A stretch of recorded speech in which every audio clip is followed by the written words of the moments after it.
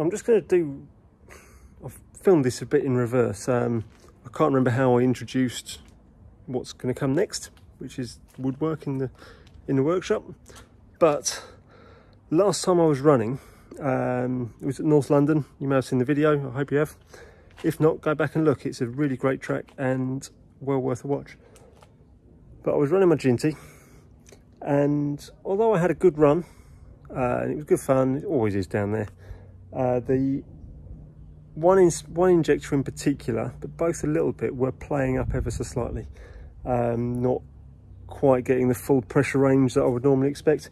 So my first port of call with them is I'm going to take them off, give them a clean. And I'll show you how I do it. Starting off with, I'm not going to show you taking it off, but starting off with my 3/8 spanner, and I will show you what we do.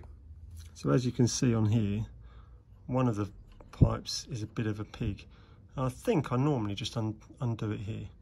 But yeah, we're just going to take that union off, and that union, possibly that one, and take the thing off the engine. You don't need to see me undoing nuts, that's fairly simple. And there we have one injector, straight off this side. I've still got to take the other one off. Just a little bit of history on this one. It was, I bought it when I built the engine. It came from Paul Pavia of Pavia Steam, and these are injectors made by Len Steel, and in my opinion they are one of the best injectors you can buy. That's not to say that somebody else might be able to make better injectors. It just says they are the best ones that you can buy. But you must note, they won't always just bolt onto an engine that you've already got. I had to make, when I bought them for my other engine, for my Enterprise, I bought a set for that, and the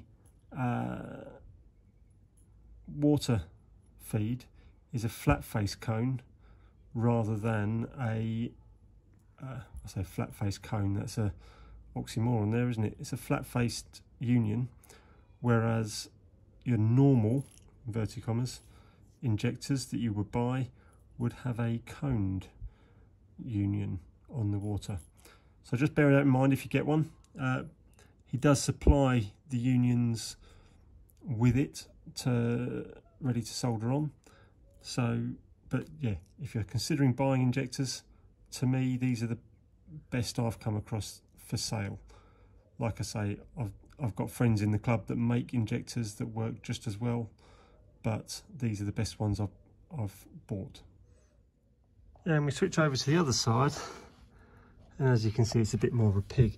So what I'm actually going to do is take the steps off. They're only held on by these two screws, so yeah, I can take that off quite easily, and then I'll have better access to the nuts. As if by magic, much better access. So we can get a spanner onto these. I mentioned earlier it was a 3/8 spanner. I would say it isn't on this engine, they are all 3/8, but as engines are going into the more modern era, you do quite often find that they're 10mm and not 3/8. So don't always guarantee that it's going to be a 3/8 spanner to get it off.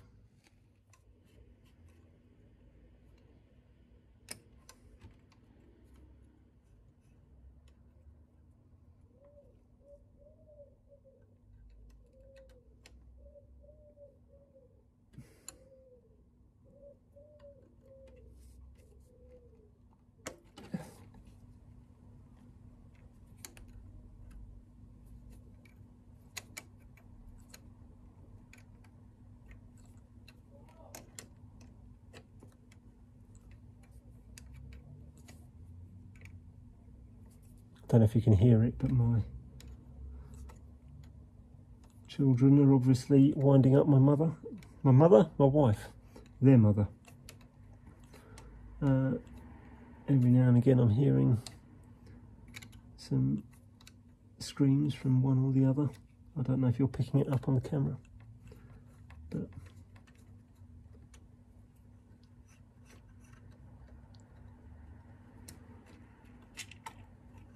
and just like that, it's off.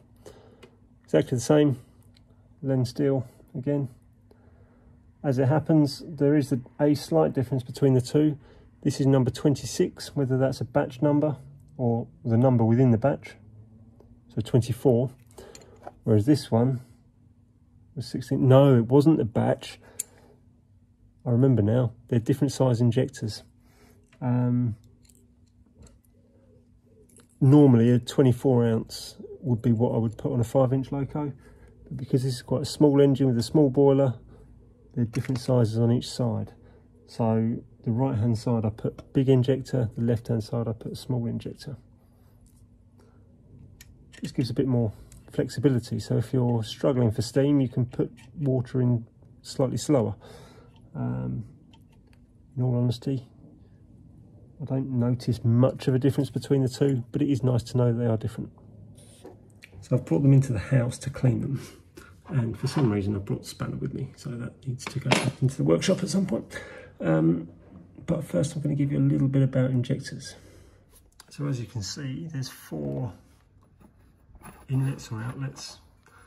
The water comes in here, steam comes in here. This is an overflow pipe, and that is the delivery side that goes out to the boiler. So the reason they get a bit of a bad name, although I love injectors, there's not a lot that can go wrong with them. It's just a series of 3 cones, but the hole in the middle is so small.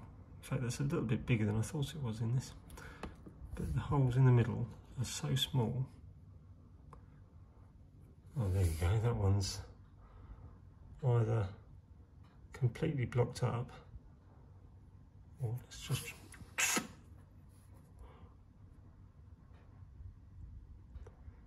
so they're completely blocked, or there's a bit of water in there, so the light's not getting through. But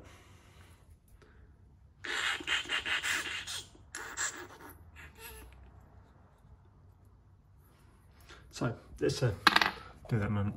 But the holes are so small in the middle that a tiny little bit of muck will block that up.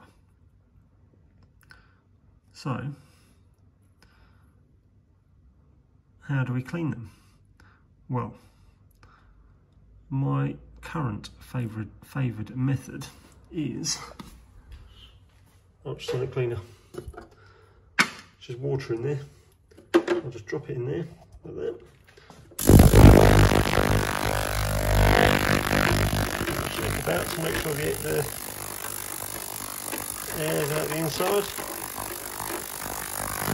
And that will just fizz and buzz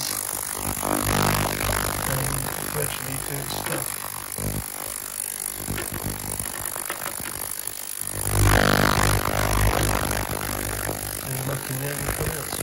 This is that second one again. I've just been blowing and sucking through it to get rid of any water that was in there, and it's now clear. So I don't think it was a bit of muck in there, I think it was just a bit of water that was stopping the light going through. So I'll put that one in as well.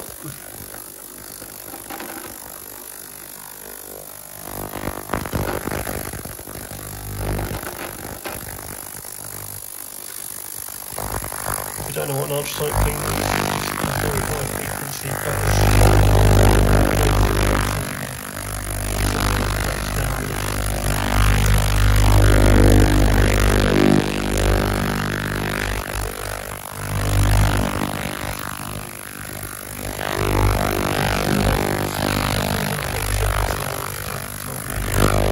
Injectors.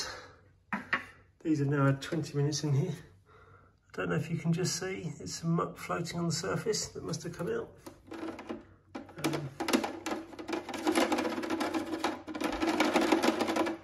They are warm, but not hot.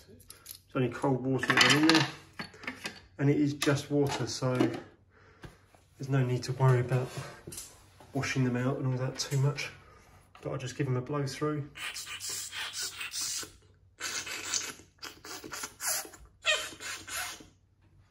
And then, maybe that's probably too much water in there.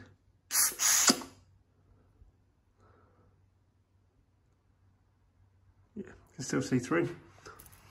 But one other little trick that I've been shown by somebody else, or he came up with, I will show you now. Easy to show you this way. Okay, so I usually take the cones out, but in this instance I didn't, because I didn't want to mix them up between the injectors, as I was cleaning both at the same time. But it's very difficult to mechanically clean inside there, especially without damaging it. So you don't want to stick a drill bit through or anything like that. However, with the recent introduction to the market of these dental floss stick things, you can push them in, give them a little bit of inny-outy action, because we all love a bit of inny-outy action. Give it a little whirl around as well, and that's come out clean. And I don't know if you can see, that is nice and clear through as well. And same with the other one, probably can't quite see through. I haven't blown through this one yet. Incidentally, I usually suck rather than blow.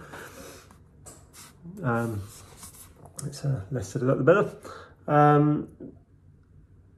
But when you suck, it draws the water out rather than sort of blowing it around, and any moisture from your mouth doesn't end up in there if you're trying to clear it out. As it happens, this is the smaller of the two. This is the 16 ounce.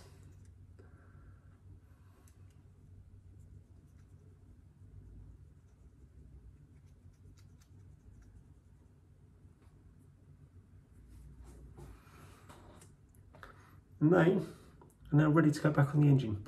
But, don't know if you can see, it's dark outside, it's late, and I'm aching already. I've been doing that and the woodwork, and I have had enough. So they will go back on next time I go in the workshop. So for now, thanks for watching.